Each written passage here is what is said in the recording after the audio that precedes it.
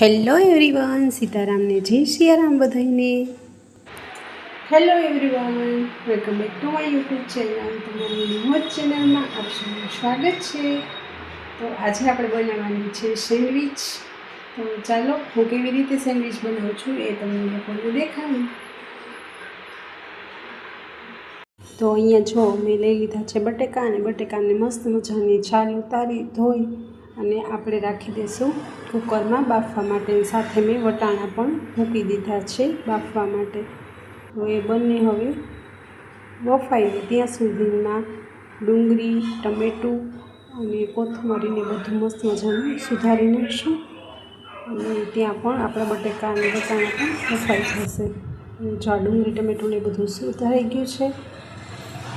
કોથમરી, કારણ કે સેન્ડવિચમાં એ બધું વધારે હોય ને તો વધારે મજા આવે. અને અહીંયા મૂકી દીધું છે તેલ ગરમ થવા માટે.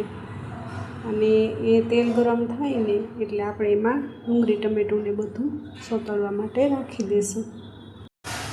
અને મસ્ત મજાનું એ સોતળાઈને ત્યાં સુધીમાં આપણે બટેકાના કટકા કરીને રાખી દઈશું. અને જો એની અંદર બધા જે બેઝિક મસાલા હોય ને, લાલ મરચું ને જરાક કેવાની હળદર, મીઠું અને ગરમ મસાલો અને જરાક અમથી ખાંડ અને લીંબુ એ બધું એડ કરી અને મસ્ત મજાનું મિક્સ કરી અને 2 મિનિટ રહેવા દઈશું.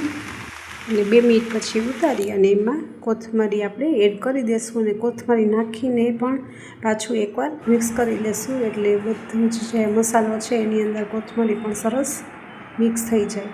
અને ત્યાર પછી અમે લઈ લીધું છે સેન્ડવિચનું મશીન. અને હવે આપણે બનાવીશું બોટમાં જ વાંધો હશે. આવે ને કરણ?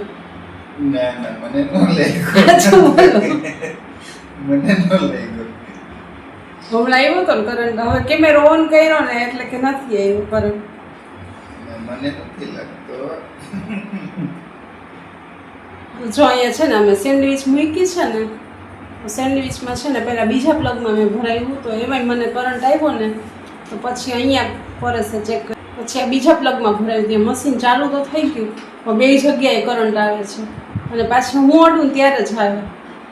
અને આ છે ને ખોટું બોલ્યા, એને આવ્યો તો ખરો કરંટ, પણ એ કે નાના નથી આવતો.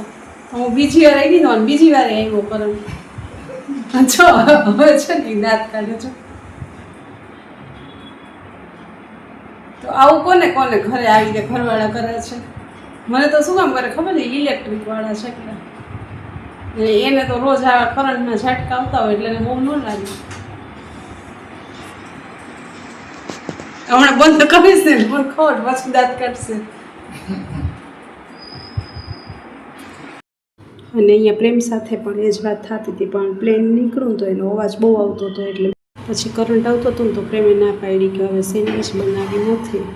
અને અહીંયા પાછું ચેક કર્યું ને તો પાછો કરંટ તો આવતો જ હતો.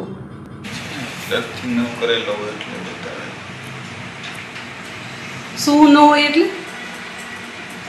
ઘરમાં અર્થિંગ ન કરેલો હોય એટલે બતાવે. અને પછી જે આ સેન્ડવિચનો મસાલો બનાવ્યો હતો તો એ જાવા તો ન દેવાય, એટલે એના માટે અમે પછી બ્રેડ વડા બનાવી દીધા. એમ તો પછી પૂછ્યું કે લાવો હું લોઢીમાં શેકીને સેન્ડવિચ બનાવી દઉં, પણ એવી રીતે આ લોકો નહોતી ખાવી એટલે પછી અમે બ્રેડ વડા બનાવ્યા. અને આ જો આને હજી હસવું બંધ નહોતું રહેતું, કારણ કે મને કરંટના ઝાટકા 2-3 બહુ આવી ગયા. એટલે ખરેખર તમે લોકોને પણ આવી રીતે ઇલેક્ટ્રિક વસ્તુમાં બનાવતા હોય તો સાવધાની રાખીને જ કરવું. પછી જો બ્રેડ વડા બનાવી નાખ્યા અને પછી અમે જમી લીધું. તો લાઇક, શેર અને સબસ્ક્રાઈબ કરવાનું ભૂલતા નહીં. Thanks for watching.